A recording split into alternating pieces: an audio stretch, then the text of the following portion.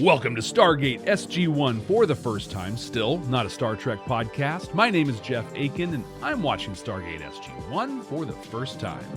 And I'm Brent Allen, and I'm also watching Stargate SG1 for the first time, but I'm watching it specifically with a lens where I'm looking for those deep sci-fi messages that are contained within Stargate, the ones that sci-fi can only do.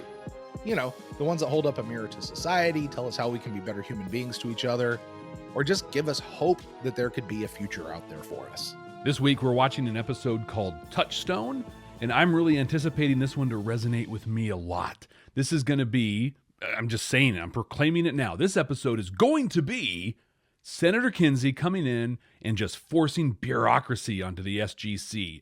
So many, planets in a week, so many pieces of tech, or otherwise they're going to start pulling funding from them. And so this is going to be the office space of Stargate. Why don't you tell us about this episode? Well, this episode is the 14th episode of Season 2. Original air date, Jeff, October 30th, 1998. This is the real Halloween episode. This is the one. Is it really a Halloween episode? Well, we'll find out here in just a few moments. One quick note, Jeff. I'm actually rather interested to watch this episode and see, because I don't know exactly how this goes. In the filming of this episode is when Michael Shanks' first daughter was born. Oh, remember he and Sharae was pregnant. Sharae were they were a thing. With that, it is going to be time to go watch this episode. You and I are going to leave. No, Yep. We're going to stay right here together, and we're going to watch this episode for the first time. We're going to have our reaction video. Everybody out on YouTube is going to get to watch us watch the show. They're going to watch the show with us, and you're going to catch all of Jeff's first time reactions and maybe even see the wheels spinning over here in my head. If you'd like to see the full unedited reaction, you can head over to patreon.com/Babylon5First, or check the link down below for the most updated URL. You're listening to this on an audio podcast. You're about to head through the gate into the future. We're going to come back here in a couple of minutes, and I'm going to share my first-time reactions. Brent's going to share the sci-fi messages that he picks out of this one. Brent, this is called Touchstone. Let's dive in. I particularly love the fact that you just hand motioned diving in. Diving in, right? Let's dive in. Well, sir, dark in there. The inhabitants of this planet can proactively affect their own climate. You sure you weren't under the local voodoo? Believe me, General, no one was more skeptical than I. But the fact we saw that last we may week. have stumbled on the Quite most skeptical. important piece of technology the SGC mission has discovered to date. We have any idea what makes it tick? That's why we'd like to go back, sir. Carter wants to get a closer look with some of her specialized...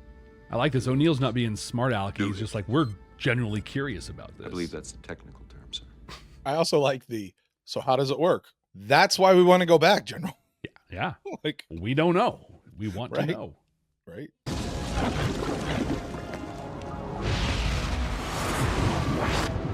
Someone's in a bad mood. Yeah, they ordered up some really... Greetings, Sometimes Rohan. it's fun to be in a big Princess storm, We demand you return the Touchstone. What? It's missing? Do not play games. You must return it at once. No games. We didn't take it. It is gone. Come, see for yourselves. So obviously without the touchstone, like, weather's nuts on this point. I got to tell you, and this is probably Brent being 100% prejudicial. Okay. Based on their outfits and their clothing, they've already told us they're technologically primitive, but based on their outfits and their clothing, I would not expect them to have buildings of this sort with that sort of flooring and that sort of woodwork in the doors and the lights that are back there. I'm expecting more Polynesian tiki hut kind of folk Yeah, that than makes sense. building like this. So Although this building might have been standing by the other race, the elder Possibly. race or whatever. for 900 years, that's some good dang construction. Yeah. They're just putting the elbow grease in to keep it polished. There you go. It's only a matter of time before we begin to die. Is he What is with drunk? that? Because of your theft. All right, here's a question for you. If it was so important, why wasn't it guarded? It was guarded. We let down our guard because of your people. We trusted you. We did not take it. Did they see where these people went? They left by your Stargate. As you know, none of our people know how to use the portal. Rogue Guards, SG team? disarm the wrongdoers. Hold it! Nope.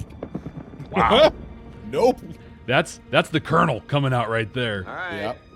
We came here in peace. I like that dude's stash We back there. expect to go in one.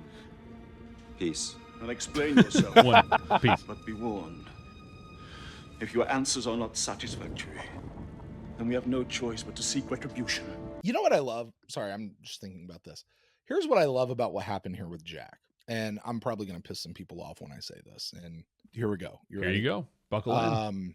So they say disarm them. And Jack, I mean, he pulls out that gun and goes, nope. But then he de-escalates the situation. He doesn't power up. He doesn't muscle up. He doesn't try to put people in submissive holds because he's scared for his own life or whatever. Yeah. He stops it and then he immediately de-escalates it and puts his weapon down. He doesn't actually ratchet it up to show that he's this big, super powerful, like I can just dominate everything about you. And, you know, I got to keep my people safe. Like, I feel like that's implied, right? Like he's still saying that, but it's not the point.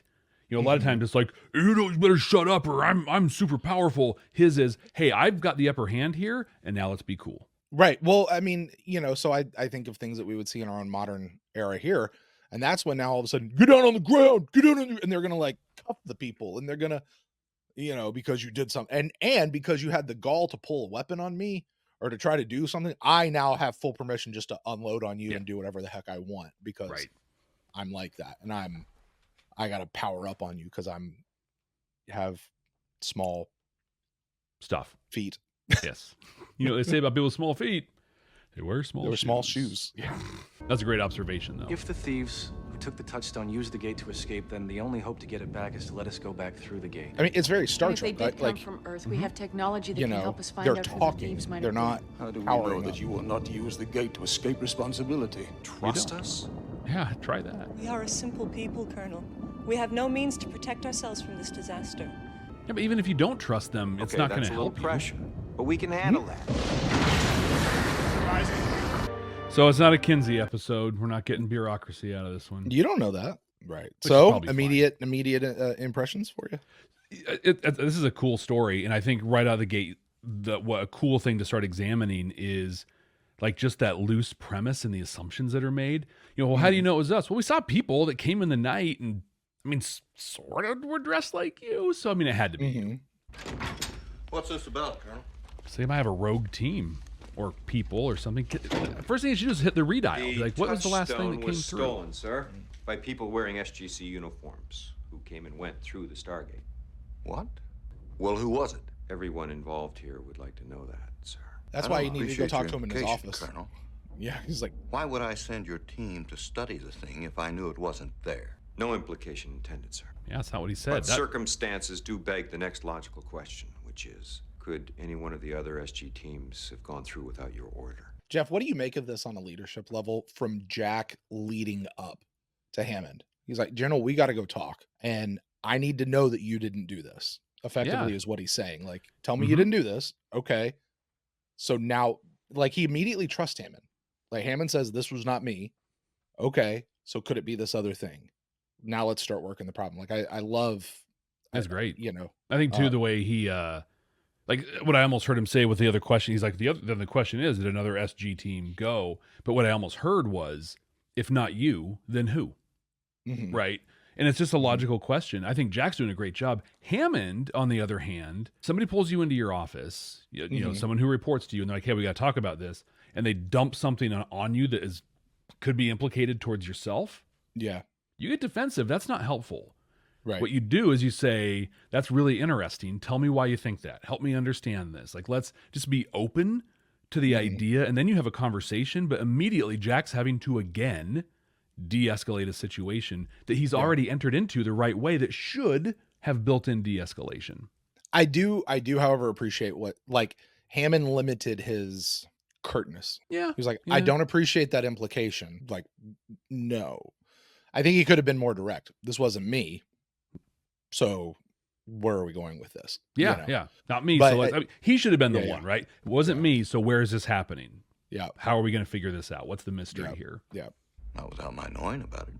General, do you mind if I have Carter recheck the dialing computer? Just to see if there are any signs of Redial. anyone... Yep. But I like how he's sneaking asking through the permission. gate. Like he's not just assuming anything. Covertly? including Behind your Hammond back, and all the as it decision making. Nothing happens regarding that Stargate without my knowing about it. If a person sneezes near it, I get a report. It's not automatic though. Here's But the bureaucracy still, part of stuff. It's, That's the whole sneaking part. Like, exactly. So this is a thing that I spend a lot of time working on, like in process improvement things, and yeah. And, this is literally your job, like exactly. in real life. Yeah. And there's a lot around accountability. So we have an organization that's responsible for auditing, the public sector, which is awesome. We need to have accountability for how we're spending the money we steal from, that we tax people for. And so they audit us, and I'm always so excited for those audits because they ask questions you don't think about. Like exactly this. How do you know no one went through the gate? And I answer like Hammond did. Well, if anybody sneezes, I get a report. Well, does that report happen automatically, or does someone generate it and bring it to you? Oh, they bring it to me. Well, then how do you know that happened? Like, where in this process is there a potential for breakdown? And what Hammond is doing here is putting full belief and trust in a process that isn't airtight. And he should be aware of that. And I don't understand why Hammond would be like, he absolutely should be like, yeah, sure, go ahead. She's not going to find anything because nothing happens with this Stargate without me knowing about it or getting a report. But go ahead, double check. A little bit to what we were talking about last week of there's one thing to know that you know something. Yeah. But it's different you still have to approach that with the humility of, well, maybe I don't actually know something, or I'm going to humor you and let you go. It's not going to hurt me to let you go look, like a way I like to put that it's like, so I assume everything's going to be great, right? Like I should know this. If the system is working, this is what's going to happen. So Hammond says, yeah, go ahead. You're not going to find anything. And if you do, our problem's a lot bigger than we thought it was. Yeah, exactly. There you go. It's acknowledging the whole thing. There is zero problems with letting Sam go check it out, unless it's disrupting operation of the base. Then we have something else we got to talk about. And it's a conversation. Like, hey, that's going to mess this up. Can we blah, blah, blah? How do we problem solve that whole thing? Jeff, I guarantee you this is the most conversation anyone's ever had about this episode, and we're only 9 minutes into it. Yeah. Dude, I can do a full leadership dive. I got stuff on intent-based leadership and using the ladder of leadership and talking about intent. Like, there's already so much here. The Stargate Leadership Academy. Right? Okay, we're going to get back to the episode. Let's do this. Colonel, have Carter check it anyway. There you go, Hammond. Yep. There you go, Hammond. It's that humility, right? It's like, yeah. Hey, just do it. Just figure it out. There's the old, he doth protest too much. Yeah. By the way, how did you like Jack's diplomacy there as Beautiful. a commanding officer? Everything that he did. So far this episode, this is peak O'Neill. Possibly its effects. Peak Colonel O'Neill. I'm more of a C-SPAN guy. Observe. Wow. There's record rainfall in Albuquerque. Is this like a Despicable Me sort of a mystery? Major rivers cresting. Some wannabe supervillain? Something is definitely altering this planet's weather. And you think it's this touchstone? Kind of a reach, isn't it? Well, it's Not that, really, or it's carbon emissions. So it's got to be the touchstone. Device originally on Madrona probably keyed it to the atmospheric conditions on that planet. It jumped to the second gate in the Antarctic. Yeah, thanks for the memory. Captain Carter, are you suggesting that SG2 used the second gate to steal a touchstone? No, not SG2. Their mission went as planned through our gate. So one of the things I love about Stargate as a show, and this was really one of the first shows to me that did this, where they pick up these story threads. Like, they're clearly talking about the episode Solitudes back from season 1, right? They're setting that up as the premise. I promise you, when they were writing Solitudes, they did not think of this episode coming down the pipeline. Right.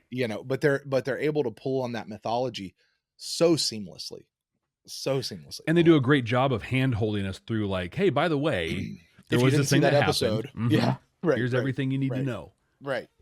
So it turns out you don't have to see that one episode that sets up this like little line over here. Who would have been authorized to use the second gate? I thought it had been officially decommissioned.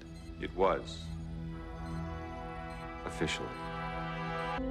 Hammond's on the red phone, Jeff. All right. Mr. Prez. No, I need to talk to him now. Son, do you know what color this phone is? Yes, I'll hold. That's a color we call Batman. Carter find anything? Yes, sir. Apparently the second gate is being used. What? I was given top-level assurances that gate was to be sealed. Case of the left hand not knowing what the right foot is doing, sir? That's what I'm Right trying foot. to find out. No, it can't wait, son. Well, make sure he gets the message the second he comes out. Again, an assumption that the system is working. I was given assurances that that thing was... But did you know? Did you actually know? Did the system automatically confirm for you that it was real, or did you have to trust people? But in his defense, though, and in everybody's defense, you have the episode Solitudes, you come back, hey, we're going to seal this gate. Great. We're going to seal this gate. And then you go on with life. You don't even think about it. So that when this comes up, it's not even on your radar that somebody might be using the second gate because you haven't even thought about it. Maybe. Who's using the second gate? I was told it was put away.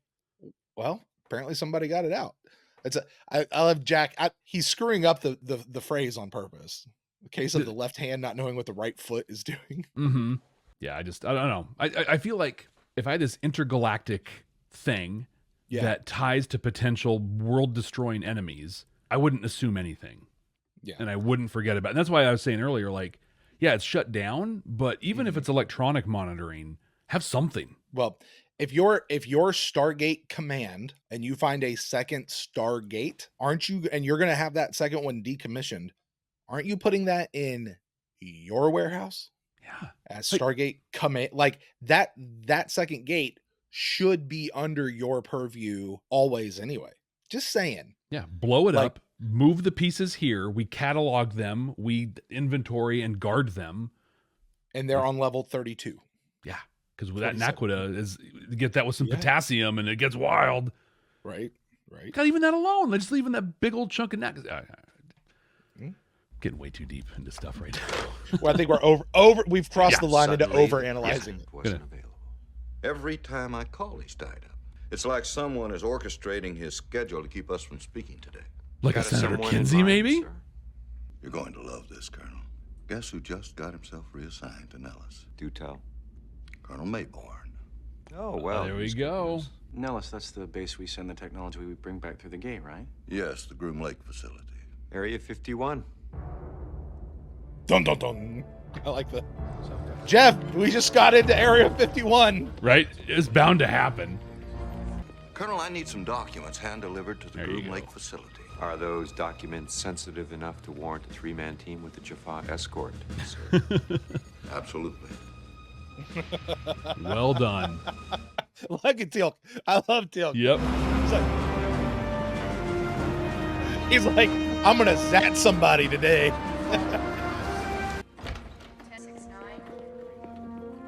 Teal'c's getting suspicious. Mm-hmm. Yeah, this guy's got too square of a jaw, too. He's definitely going to be on, not on the up and up. There are no alien life forms at Area 51. Oh, really? Got one right here in my belly. They look at Teal'c. Excluded, of course. Oh, this guy. Hello, Mayborn. Teal'c. It's good to see you well. Teal'c's gonna punch him. Yep. In my culture, I would be well within my rights to dismember you. And just walks away.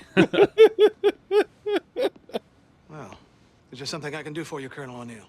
Yeah. Yeah, you can we leave. assume the touchstone was brought here. Where's the damn touchstone? How's the second Stargate been activated? It's been under complete lockdown since its arrival here. It's not what I It asked. hasn't even been powered up. Do you mind if we have a look? I guarantee it's been dormant since you came through it. Then there's no harm in taking a look, is there? Well, that's so good. So good. He's got a little smirk going there. Smirk. I am aware that I am a badass. But like even Jack and Sam like smiling at Teal'c and just got it. There you go. So fun fact, Jeff. The production for this show actually had 2 Stargates made. Okay. There's the one that's a permanent fixture at the SGC for that set. There's another one that's much lighter, made out of rubber, and is the one you're looking at right now. And that's the one that they put up at all the different the planets. You know what I mean? So that's I love that they just took the prop and like throw it there. We got it. Like you almost wonder if like the box that you found it in right there is actually like the storage container for it, like in real life. Yeah, like this. You know, hey, let's just throw a little stuff on top of it and call it stored. Make it look good. Yeah. Mm-hmm. This gate is plastic. What? Oh, Captain wow. Carter is correct. That's ridiculous. Mayborn's not really good at his job, is he? No. That's But the it's a gate no- that was brought back from the Antarctic. It's another example, though, of It's been under lock and assuming key the since it system got and here. processes work. This gate's plastic. Where's the real one? I don't know. So, what the hell happened to the Stargate? They're not Obviously letting him been off. moved. No. So at they all. can be fired up without raising eyebrows? That's highly speculative. Yeah. You tell me the punishment for losing a Stargate. That presumes there was no authorization to move the Stargate. So Did he who just authorized confess? it? That's classified. We have the highest Oh, clearance. yes. Within the he did. military, you do. Look around you! And now's not the time. So long, all our croplands will be decimated! Why did you return? We have to send this machine from here to track the Touchstone! Okay, that's literally that- what they came to do. Right.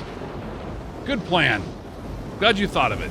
Requisition just crossed my desk requesting a C5 for a classified pickup at an NID landing site. It's in Utah. No idea what it's for. Well, not officially, but I don't have to tell you. A C5's a big airplane. Big enough to hold a Stargate and transport it anywhere in the world. Thank you, Whitlow.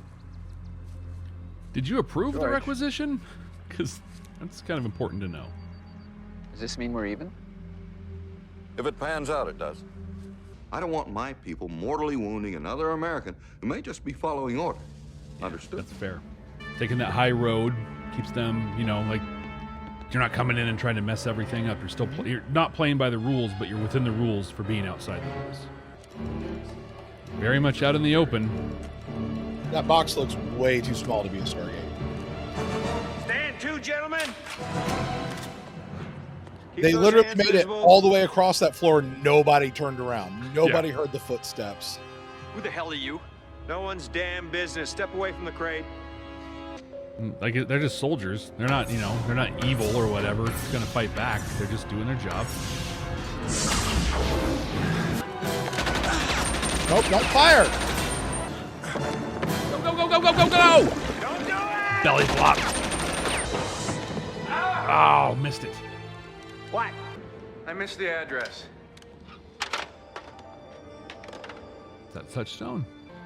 At least we have this. They've come back, Uncle Rome, just as I told you. I wonder if Uncle Rome is supposed to be blind.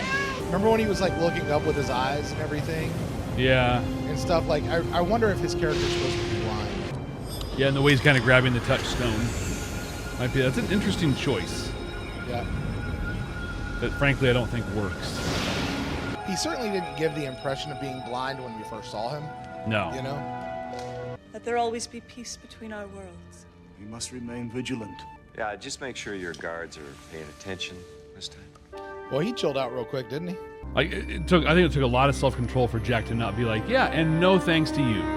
Right. Well, you almost sit there and be like put yourself in his shoes, right? Hey, thanks for returning this. This is amazing. Please don't ever come back. Exactly right. Yeah, we're gonna be good friends. No, It's cool. I don't Stay want away. you guys ever here. You guys are fun. I don't hold it against you anymore, but you can't come back. The second Stargate is being retired. Yes. Only this time there will be a permanent iris welded over it.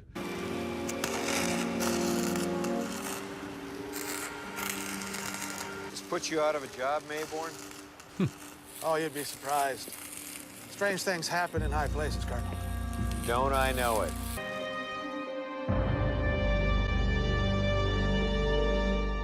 All right, Jeff, so we've just watched Touchstone for the very first time. The episode ended 15 seconds ago. Your first thoughts, go. There was this neat plot that they did about this weather control device and this race on the planet called Madrona or whatever. That means nothing. Not important at all. Just kind of a plot device to. It's the MacGuffin. Yeah. Here you go. Yeah. Here's the thing.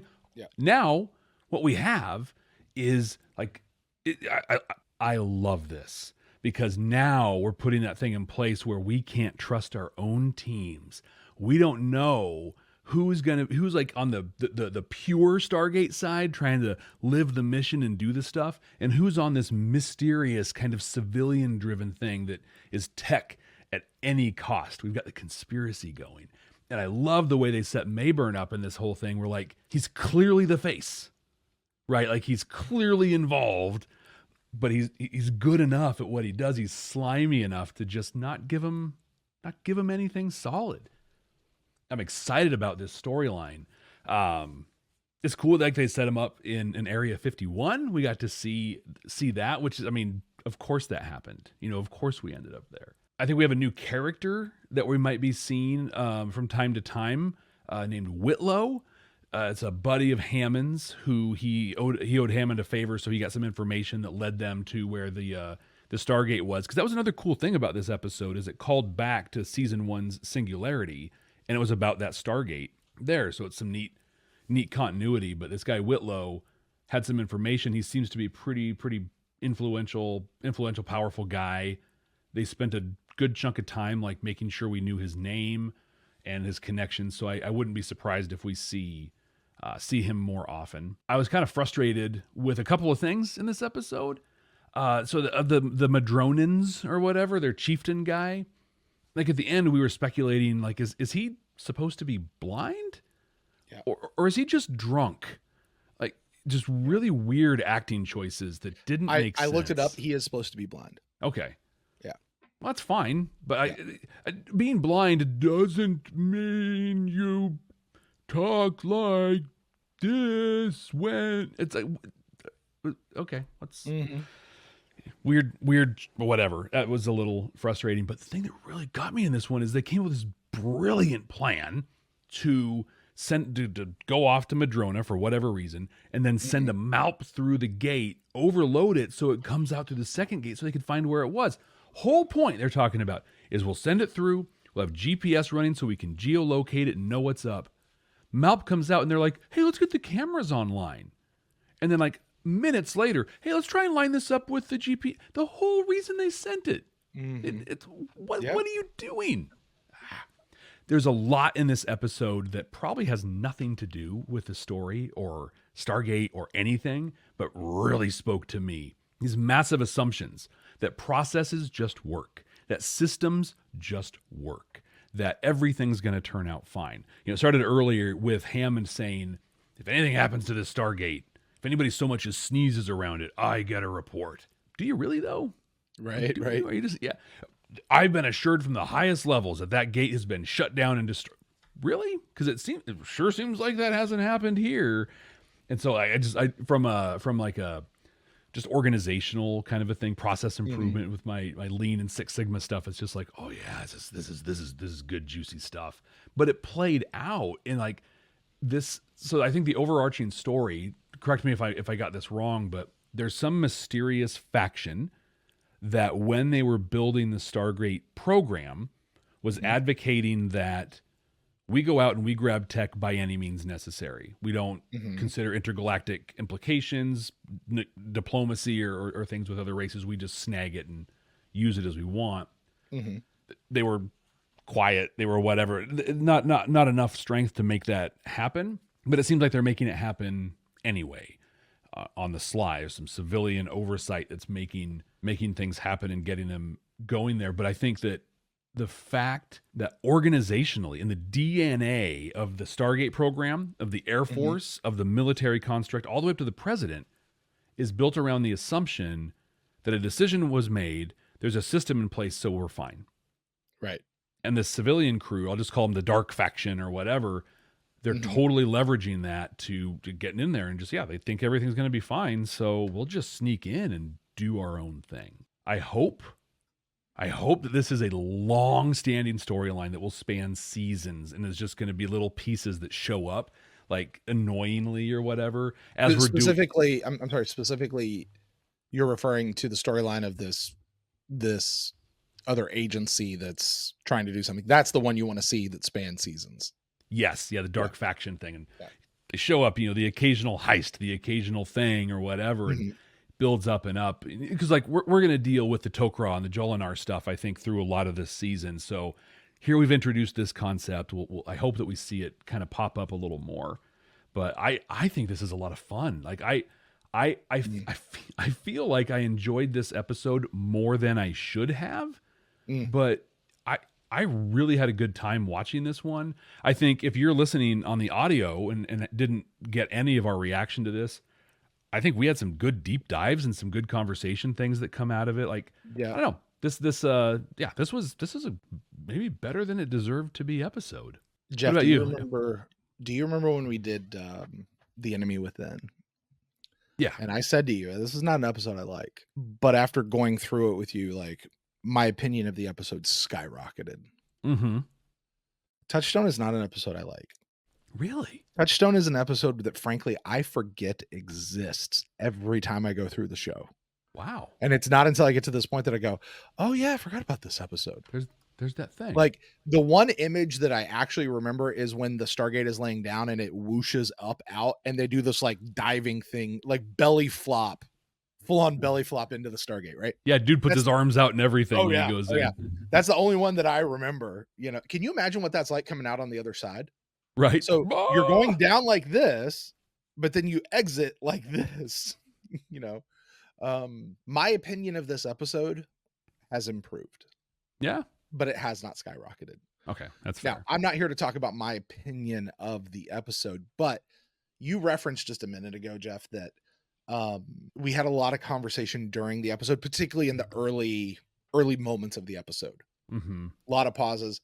If you are listening to the audio of this, I would encourage you to go back and listen to that, because I don't want to rehash that here, because I'm here to talk about the messages that are contained within mostly the intentional messages. Mm-hmm. Those are not intentional messages. I think it's just writing dynamics, human interaction dynamics that you can pull lots of lessons from, right? But I don't think it's what the show is trying to say.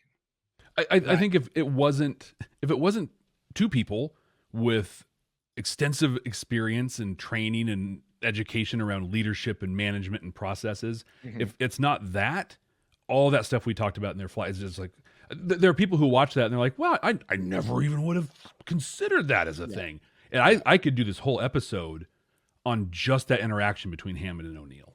Sure. So I think this episode, when I look at it, really serves to introduce this, you called it a rogue element. Yeah, rogue element, dark faction sort of a thing. Dark faction, this civilian, they really stress to us, this is not military, this is a civilian controlled. There's lots of politicians or a politician or some sort of politician that's pulling some strings here.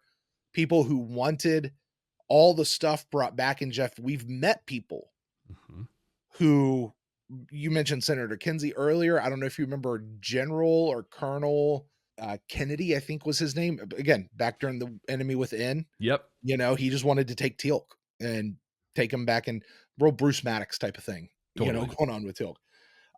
So there are those people out there. And what I love about that is that's 1,000% believable, you know, for as patriotic as I am. And I do, I love my country, Jeff. I love being here. You served your country. I love being here. I'm also not unaware that there are people, individuals, and lots of them who think very differently than I do and do things that I find damn distasteful. I say all of that to say, let's talk about the message in the mirror to society. Yeah. When we find ourselves in a spot where, hey, there's some damn distasteful stuff happening over here. What I love is what we see in this episode is Jack, Sam, Teal'c, and Daniel go to the planet, and they're completely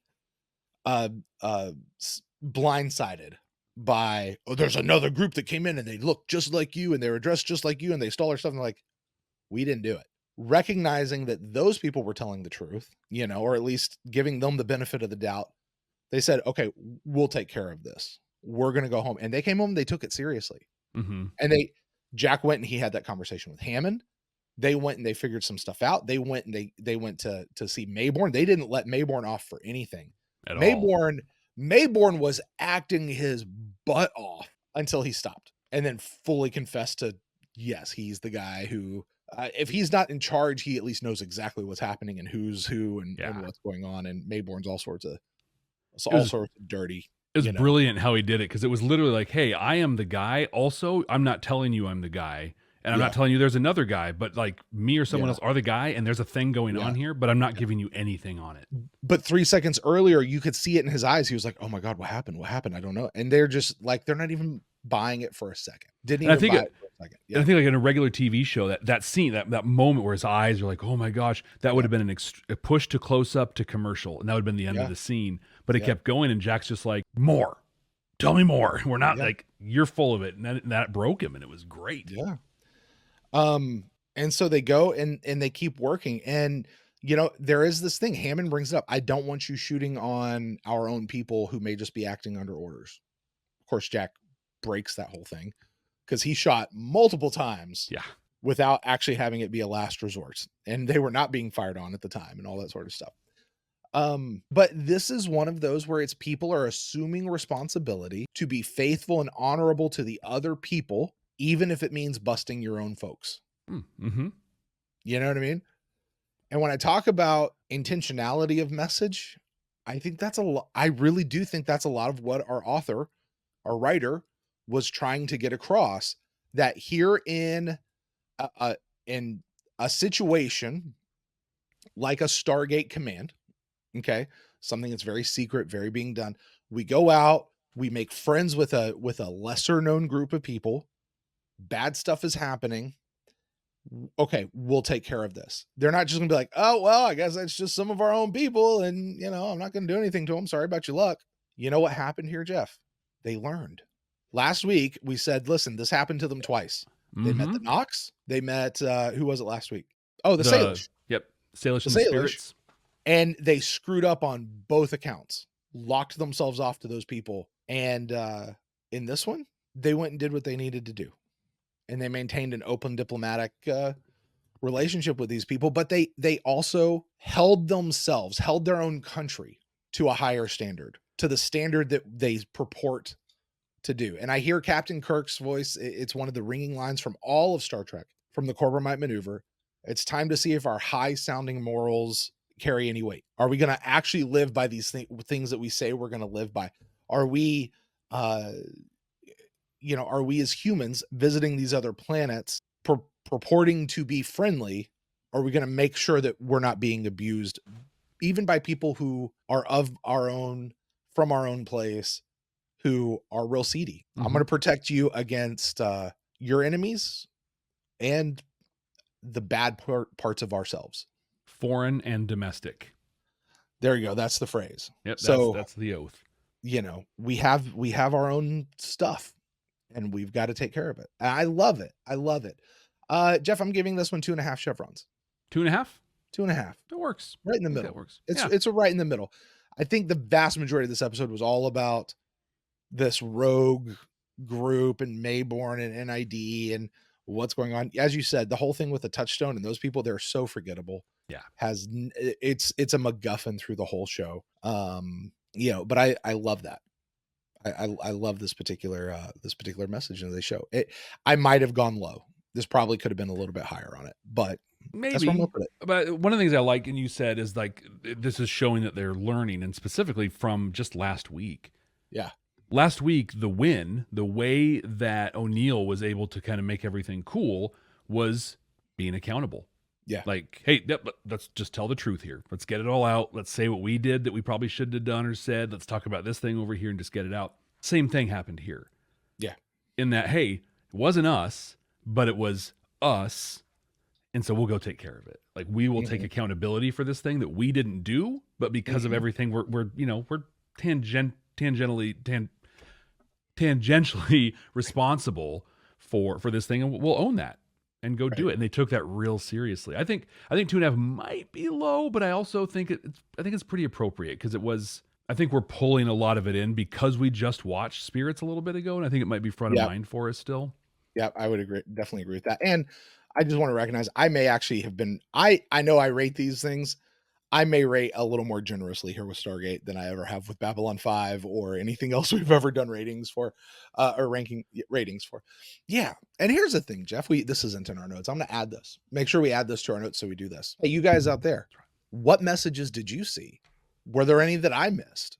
What was in there? And what would you guys give your Chevron rating? Send that to the email that Jeff is going to create for us, and plaster at the bottom of this thing. Probably something like SG1FTFT@gmail.com or something of that nature as a guess. I don't know.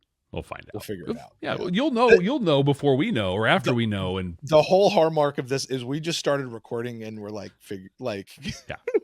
By the time you see this or hear this, everything's smooth running operation. Absolutely. Right now, we have no idea what's going on. Absolutely. We're almost to the end of second season and we're still like, we're figuring this out as we go. We're professionals, Jeff. We are. And if anything else, hear this and know that if you have a dream and you want to take a stab at something, you don't have to know anything. Just do it. You don't have to have it all figured out first. You'll figure it out along the way. You really will. Totally. You really will. Jeff, I rated the show. You get to rank this show and place this episode in our 100% completely definitive, accurate, immutable season 2 ranking of Stargate SG1. Our top 5 episodes: Serpent's Grass, Serpent's Lair, Secrets, Thor's Chariot, Spirits, and Tok'ra parts 1 and 2. Jeff, does this one crack the top 5, or where are you placing it on the list? This is a tough one. And what I'm really trying to do is just keep in mind all of the context. What we talked about, we just coming off of an episode, high on stuff that wasn't the point of the episode and things like that. I'm really tempted to put it higher than I think it deserves. And so when I look at the breakdown here of the top 5 specifically, top 5 are big Stargate plot things, right? They're either like Gould, big things going on, the Asgard stuff, or the Jolinar Tok'ra things going on. And I don't think this is going to crack the top 5. I can't put it over specifically the Jolinar stuff. Mm-hmm. So then is it in the line of duty? Mm-hmm. Or Message in a Bottle? Well, in the line of duty is Jolinar. That's where we met Jolinar. Mm-hmm. So, in fact, I would propose to you, in the line of duty, Secrets and Tok'ra parts 1 and 2 are all those. That's like a 3-parter type of deal here. Yeah, they're all very related. Yeah, so I'm going to make this one our new number 7. Wow. Right between Message in a Bottle and In the Line of Duty. Okay. Mostly just so we can keep saying duty when we rank things. All right, Jeff. Well, that is going to do it for us for this episode of Touchstone. Would you care to know what the next episode's title is? One of these days I'm going to say no. But right now, yes, I want to know. And when you say no, I'm going to say too bad. I'm going to give it to you anyway. I'm actually super eager to hear you make a guess on this particular episode just based on title alone. The name of the title is The Fifth Race. The 5th, like the number 5? Yep. 5th race. The 5th race. We got humans, Tauri. Yeah. We've got Gould. Okay. We have the Asgardians. It doesn't right? do it on my side. Yeah. Why doesn't do it on my side? Who else is there? There's the Nox. Uh-huh. There's the Enigma. The Enigma. There's a lot of the Tolan. Races. That's the Tolan. Yeah. So I don't know. The numbers aren't important for me right now. We're going to meet a new race, and they're going to be a big major player of some kind. That's my guess. You're a good guesser, Jeff. You're a good guesser. That, or it's going to be some foot race thing, or like this is going to be the Delta Flyer going and competing in a quadrant wide race. Is it now, Jeff? I am writing something down here. Okay. Do. Here, let's keep you entertained. Oh, yes.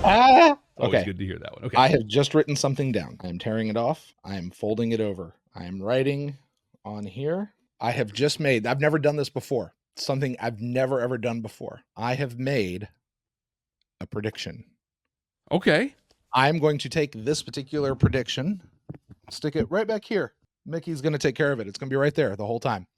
I'm not going to touch it. We're going to revisit that when the time comes. Okay. But it's just going to live right back there. It's going to be fun. Now I'm old. I'm not going to tell you what it is, but it's a prediction that I have. Jeff's anxiety is bubbling. Just well, folks, that's going to do it for us this time on Stargate SG1 for the first time. Thank you guys so much for joining us. You're amazing. You're awesome. Please don't forget to subscribe wherever you get your podcast, your YouTubes, your audio, your video. Please make sure you find us on Patreon, patreon.com/ whatever the URL is, Babylon 5 First. Leave us a rating and review wherever possible. Not everyone out there allows you to do that, but if your platform of choice does allow you to do that, please do that. Also, please be sure to email us. Comment below. We'd love to know what things you guys are finding inside of these episodes as well. And as always, please be sure to share this video with somebody that you know who loves Stargate SG1, or maybe somebody who, like my friend Jeff over there, needs to get into the gate for the very first time. Until next time, folks, we'll catch you then. We're watching the Brent. fifth rate. Yeah, Jeff. When I showed up today, I just want to really make it clear that I came in peace. And I intend to also leave in peace. One piece.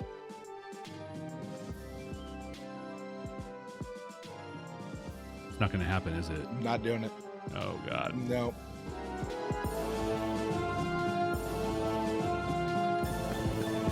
For crying out loud, you need to get better at that.